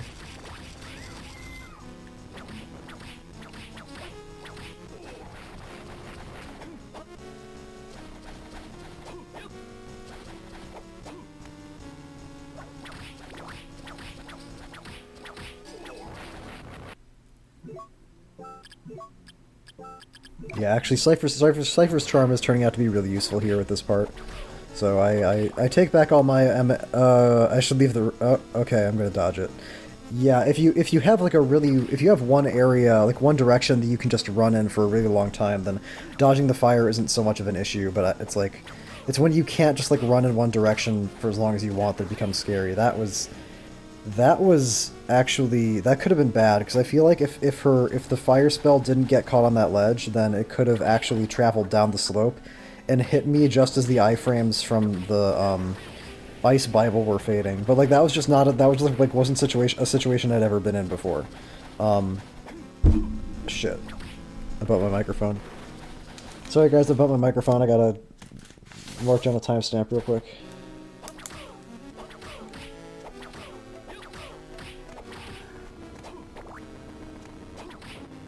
Okay. Yeah, my plan in that part was always either to basically kill one of them and then go past them, but there it ended up in like a weird position. And so I had to make a snap decision, which worked out because the ledge was there to catch the fireball. So very, very lucky. This part coming up, okay, we're not quite here yet. So this part coming up is actually really, really like annoying, because there's all these these skeleton ninjas between you and Death, and I just decided it was best to just jump past them, because I don't really understand how they work, like, to this day. I don't get at what point you can attack them and at what point you like can't attack them, because like this guy is just kind of stonewalling me, but then eventually, then I hit him.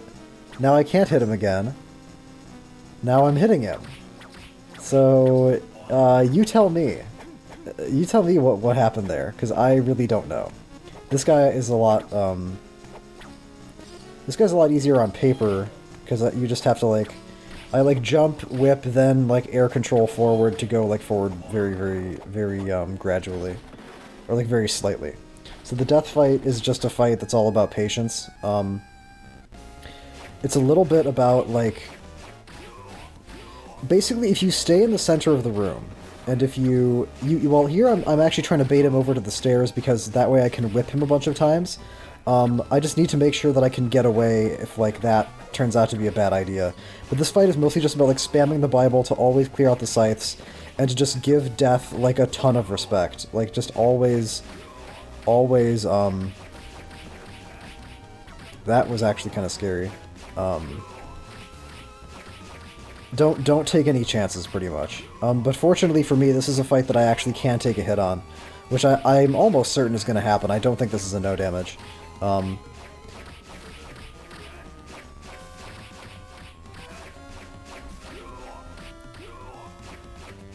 Yeah, I'm trying to get him over to this. I think what I actually really want is to get him up against the wall, to try to use an Ice Bible damage stack on him, but I shouldn't call it a damage stack, that's not really what it is, but anyway, okay, yeah, that's kind of the worst case scenario right there, and this is where I use my potions.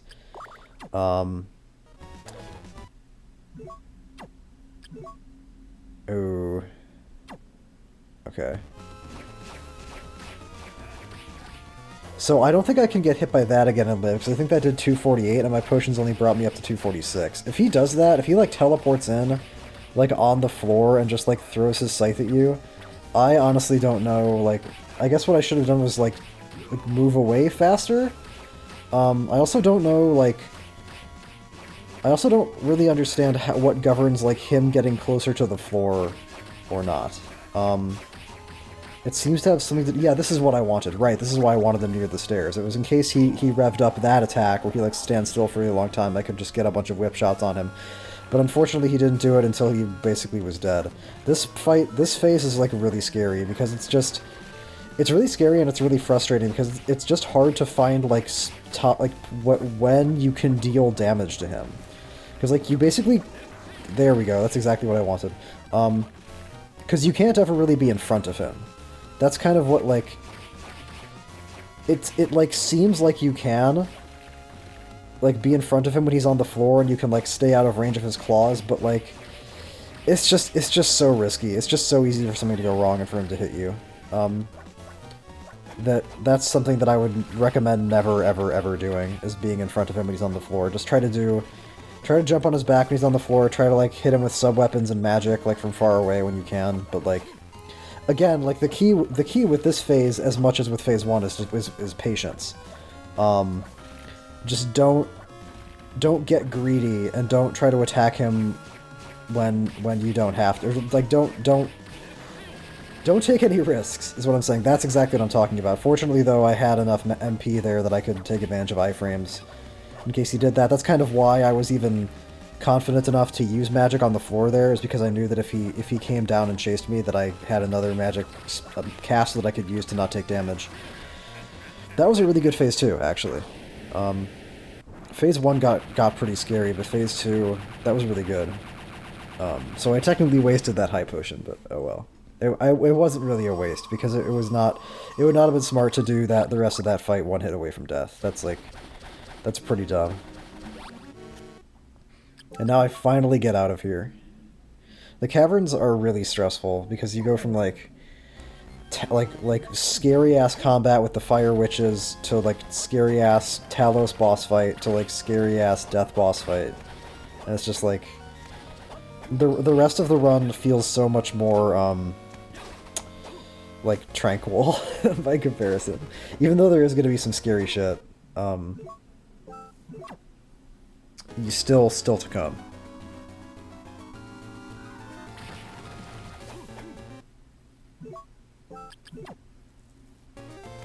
I love this music, man.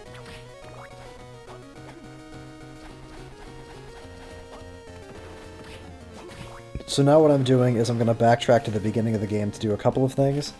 I'm going to go get Dracula's ring from the Wailing Way, and then I think I'm going to go... What do I do after that? I could probably save room again, but I don't think I'm going to do that. I don't remember exactly what route I take after that. But that's all I'm here to do, is go back to the Wailing Way, get Dracula's ring, and then start getting ready to go to the reverse entrance. And the reverse entrance has enemies that, like, on paper might seem scarier than the enemies in the caverns, but they're really not. The caverns are honestly like the biggest hazard.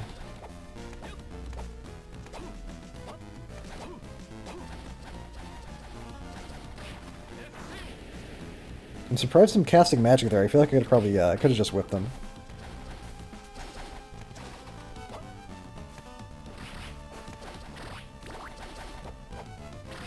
Look at how generous that overhand component is. That was something that I consistently... Oh, right, I get Logoth's ring, too, because I'm going to use the... That's a ring that buffs the knife, and I'm going to use the knife on the final boss. I'm going to use the knife extensively on the final boss. The overhand component of, like, the whip swings was something that I always underestimated in these games. Like, I recently, just for fun, not for, like, footage or anything, I recently replayed Portrait of Ruin, and I didn't, like, appreciate when I was first playing that game, like, just how, like, flexible the whip's hitbox is in that game, because Jonathan in Portrait of Ruin does this little, like, flourish before he actually, like, extends the whip forward, and it basically hits, like, a lot of space around him.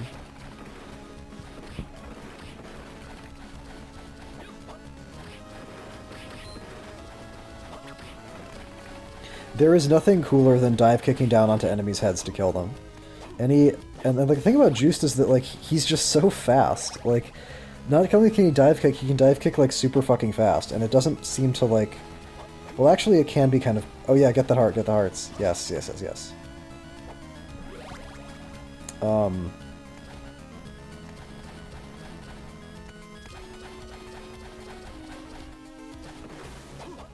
I meant to dive kick down those stairs again, because that's like my favorite thing in the whole world, but unfortunately I fucked it up. Maybe I should have reset right there, honestly. Not getting the second dive kick down the stairs, that's a reset-worthy mistake. So now I finally fight the first boss of the game.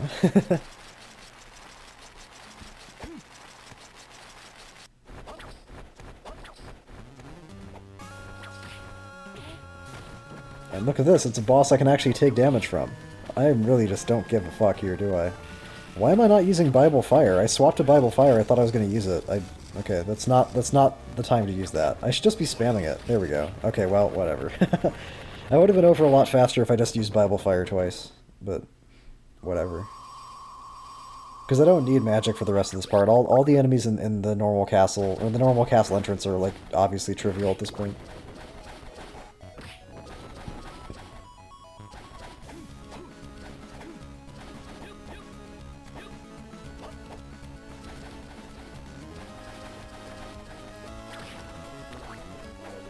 Oh, excuse me.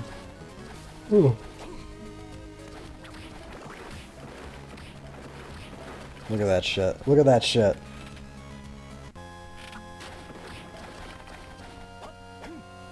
He's just so fast. I'm just like in awe, because I've been doing a couple of like playthroughs of games again that I'm like, not for footage, just like for refresher's sake.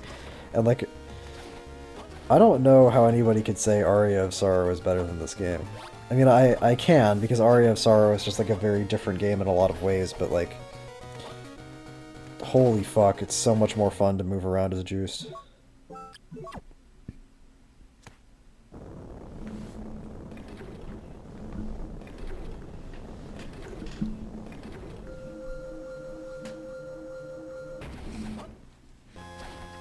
Another thing that this run kind of illuminated for me, this run being like the run where I go pretty much like straight to all the bosses and I don't like do any like extra exploration, is that a lot of this game, as much as I like this game, there's a lot of this game that's like kind of superfluous. These guys I think one-shot me, I don't remember. But they're pretty easy to kill, so it doesn't really matter. Like, pretty much the solution to all the scary enemies in the reverse entrance is just to be really, really patient. Like, here, don't get cocky. If they throw a bone, just fucking backdash away from him. Don't risk it. And just, like, keep whipping him all the time so that as soon as he becomes vulnerable, not a fucking chance in hell am I fighting these guys. No fucking way. That way, as soon as they become vulnerable, you hit them. This part, when I was practicing this level, like, that spectral sword hit me, like, every single fucking time. That enemy is so good at just hitting you, even when you think, like, it can't, or you think it's still, like, winding it up. Because, like, the sword will still damage you, even if, like, its movement is just part of the wind-up. Here, I have two choices for routes. I can either go this way, which puts me in contact with these armored fleamen, or I can go down below. In the lower route, there's like a big armor guy called the Pike Master. The thing about the Pike Master is that, as I learned in my practice runs, the Pike Master one-shots me. He's not hard to fight, but like if I fuck up and I get hit by him once, I die. Whereas with the Fleaman hallway, I whip, backdash, whip again, and they die. Probably the easiest flea armors to kill in any game. And I say that as a good thing, because it means that like there's a pathway to beating them, and they don't just fucking spaz out. So, in the reverse Wailing Way, or the reverse whatever this place is,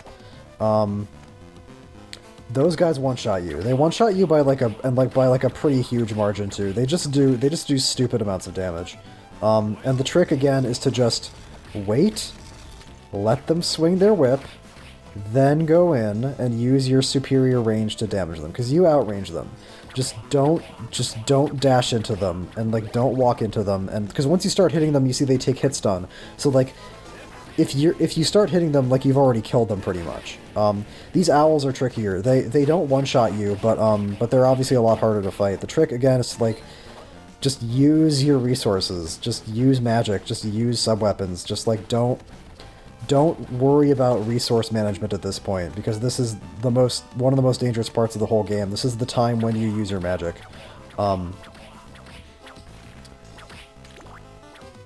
the MP bar is there to be used, so if you can use it, use it. That's basically my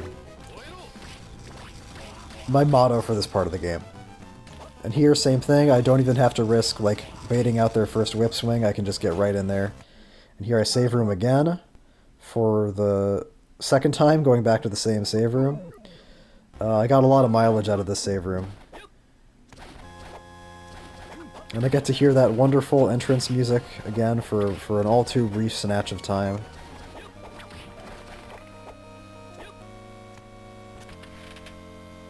And as you can see, that skull key that I mentioned earlier in the video, that like you need to unlock the doors in the middle of the castle, like you don't even need them. Like, you can beat this game without the skull key. You can probably beat this game without a lot of things, but I don't know what they all are necessarily.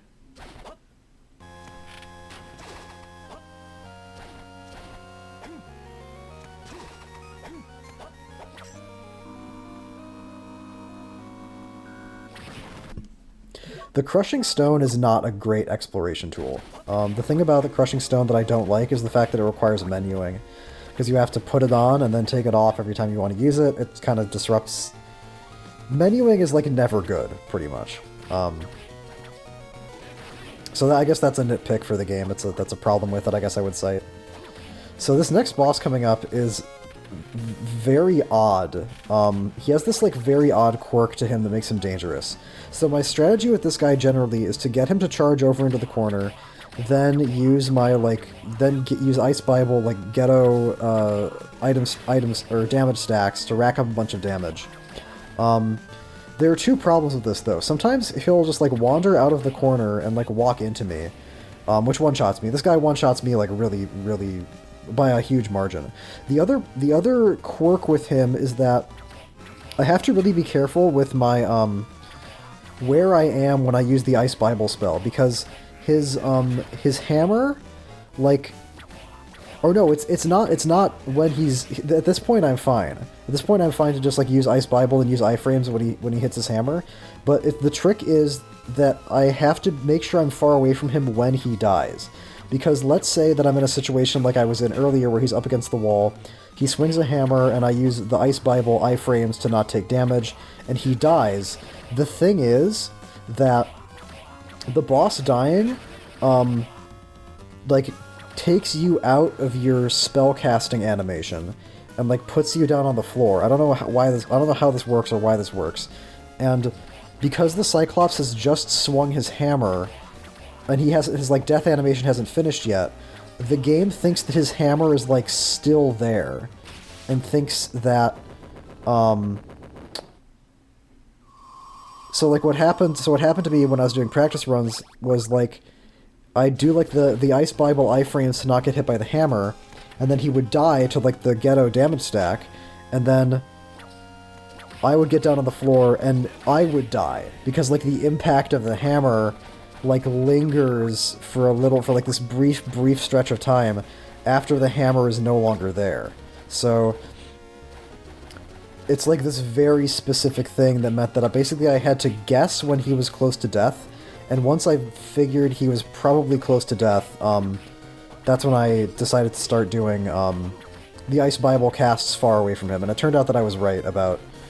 my instincts were correct, and that he was close to death, and I only had to do it once. But that was very, very, very strange.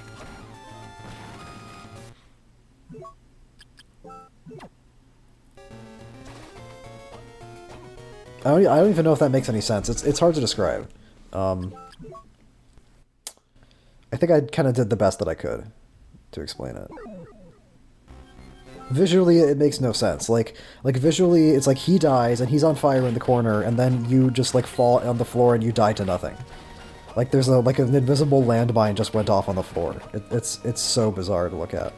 Anyway, now I'm on my way to the final boss, which is why I have the knife now. Oh right, I still have one more fucking Relic of Dracula to get. Yeah, this is when the Harmony of Dissonance is a little bit annoying, is like when the relics are in these places that are hard to fit smoothly into a route, or like I'm never gonna be like on my way to get something. Like I can't like get this while I'm on my way to go get something else. I just have to go out of my way to get it. Which feels bad, but oh well.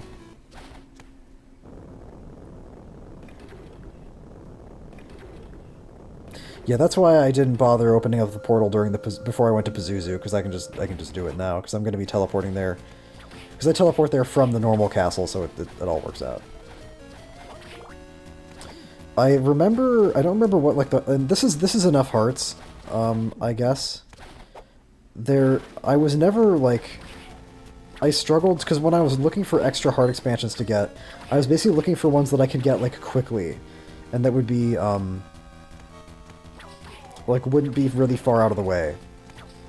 And I also kind of, like, categorically said I'm only going to look for extra heart expansions during, like, the mid-game and the late game, because, like, I don't want to go, like, fucking around in the caverns and, like, have to do really dangerous rooms more than once where, like, the enemies respawn, etc., etc., etc., so I was kind of limited, and, oh right, I have one more boss to fight.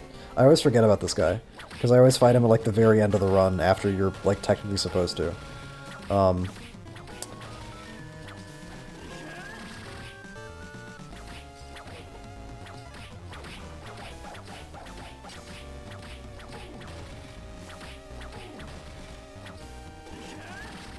That was kind of risky, but the thing is that because this guy's like a lower level boss, I know I can take a hit here and not die, so I'm being a little bit cocky with my iframes, but it's because I know he won't kill me. He'll probably still do a pretty big chunk of damage, but he's not going to literally one-shot me the way that the Minotaur and the Cyclops would. What's in here? Oh, an energy tank, okay. Oh yeah, the Wind Book, right. The Wind Book is super, super, super fucking important. I guess I've apparently just forgotten everything about this run. The Wind Book is so important, because Knife Wind is like the thing that you abuse to consistently kill the final boss.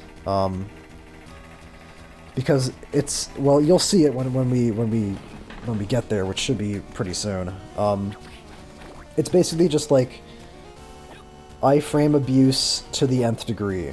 Where, like, it's not even, like the wind knife spell doesn't give you iframes, it gives you, like, seconds, pretty much. 186, I think, is good. Because you fight Maxime, and then you fight two forms of Dracula, and I think I want to get out of the Maxime phase with, like, a 150... don't do that. Oh, this was so scary. I thought I was going to lose the knife. Because I like, had, like, a brain malfunction, and I forgot that there was a holy water in that torch. And I thought that, like, while the cutscene opening up the door down there was going, that, like, the knife was gonna, like, despawn and I'd have to go get it again. Which would have been so terrible for the footage. Okay, I have more hearts than I thought I did. Alright. Yeah, this is a safer amount. The truth is, honestly, that, like, I want... there is no, like, cap to the hearts that I want. Really what I want for this fight is, like, 400 hearts. I want, like, 300 hearts, because I'm only going to fight Maxime with the whip, or with the knife, for the most part, and then I'm only going to fight the second phase of Dracula with the dagger. But before I start spending my hearts, first I use these medicine jars that I got earlier to just get in some damage on him, because... my hearts are going to be really important for the second phase of Dracula, meaning I want to preserve as many of them as possible, meaning I want to use as few as possible for the Maxime fight. So here I just use these medicine jars, which is, like, pretty much the only way to, like, safely attack him with the whip, in my opinion. And then as soon as it fades off, I get into the corner and I start doing what I would normally do to beat Maxime, which is basically sitting in a corner, keeping him at bay with knives, reacting with the wind knife spell whenever he revs up his, like, clone attack, which is this attack right here, because there's basically no other good way to counter it. And then if he gets too close to me, like, he's not backing away, then I jump over his head and move to the opposite corner. And the trick is just to give him as much respect as you possibly can. Like, don't ever, like, assume he won't hit you if he's in the same zip code as you. Because he will. And I didn't see how many hearts I ended that phase with, but I think it was a good enough amount.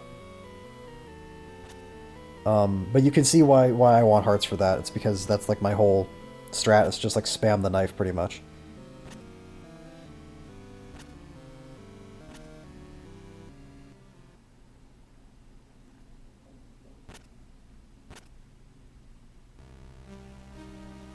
Oh, shit.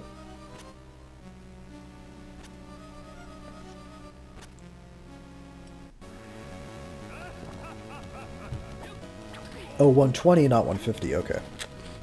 So this is going to be really slow. Because I want to save up all my hearts for the second phase of Dracula, I'm going to fight this phase of Dracula only with the whip. And honestly, this phase of Dracula is not, like...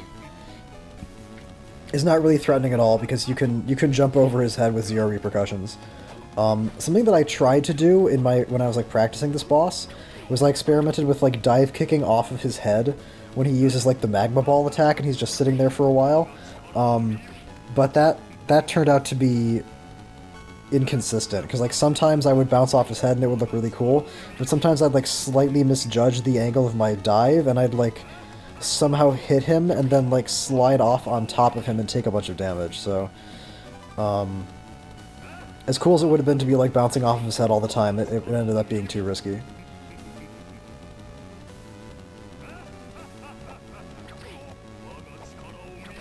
There's no discernible pattern. I don't think there's any pattern to like his use of the fireballs or the magma balls the way there is in like Rondo and Dracula X, for example. I think he just picks randomly whether to do one or the other. I don't know. It doesn't matter because like I would prefer the regular fireballs because I can get 2 hits that way more easily. With the magma balls, I spend more time dodging. Here I just whip, jump, whip. Very basic. In my like 100% map completion run, I use hearts to fight this guy too. Because I just have so much more, but here, of course, I don't have that option.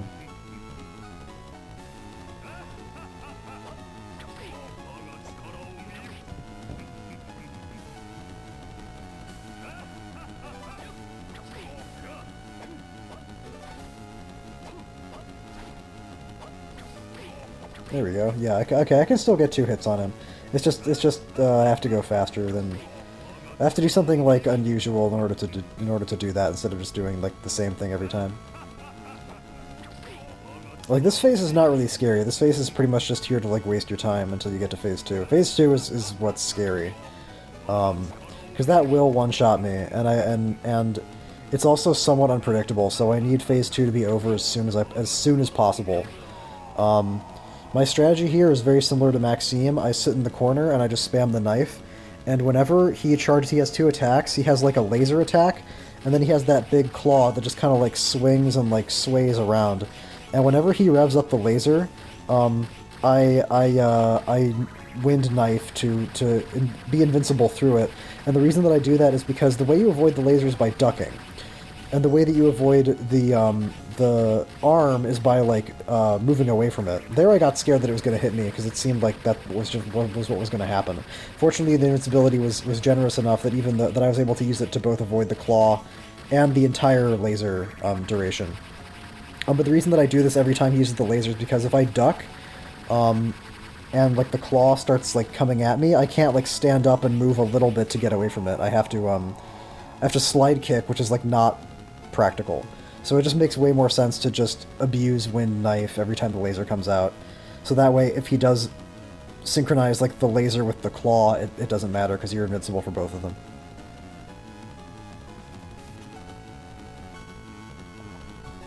And look at that, did I end with 2 hearts? Beautiful. That's so good. That's such wonderful resource efficiency. Because even though, like, wind knife does damage, it doesn't do nearly as much damage as spamming the Logoth's ring knife does. This last, like, conversation at the end is very strange. It's a very Japanese conversation. Yeah, here I no longer, like, terminate the dialogue for comedy points, because I'm no longer... I finished it, so I'm no longer worried about, like, having to sit through dialogue cutscenes.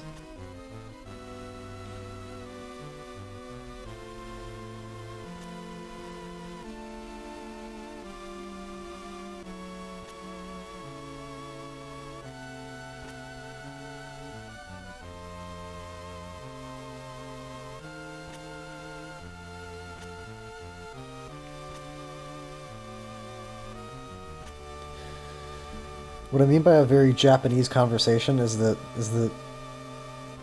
Juiced is just like, let's just not talk about anything bad that happened, let's just not talk about it.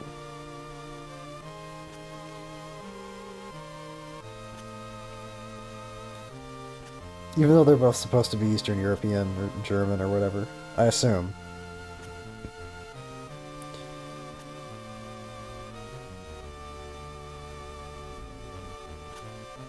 But it goes on for so long too. Like he keeps on trying to tell her what happened, and then just keeps on saying like over and over and over again.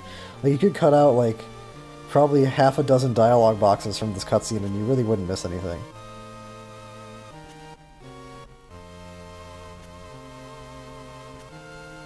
Maxime's an interesting character because they never quite elaborate on like why he's so powerful and like where he got his like magic ninja abilities. I guess there are just like really powerful motherfuckers all over the place in the Castlevania universe. But it's not one of those things that's really worth worrying about.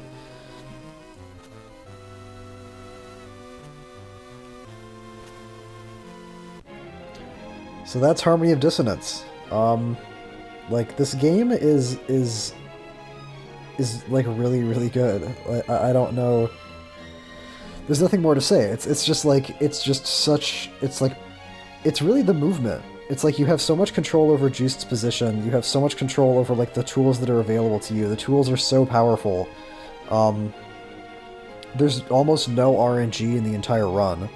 The only RNG really would be like, I guess, the movement for some of the bosses, and then the scythes on death, but like you can clear out you clear out the scythes with the Bible and then like just play smart on the bosses and it works out. So that's why I love it so much, because there's no RNG. The movement is great, it's fluid, it's fast-paced. Obviously soundtrack and exploration leaves something to be desired, oh well.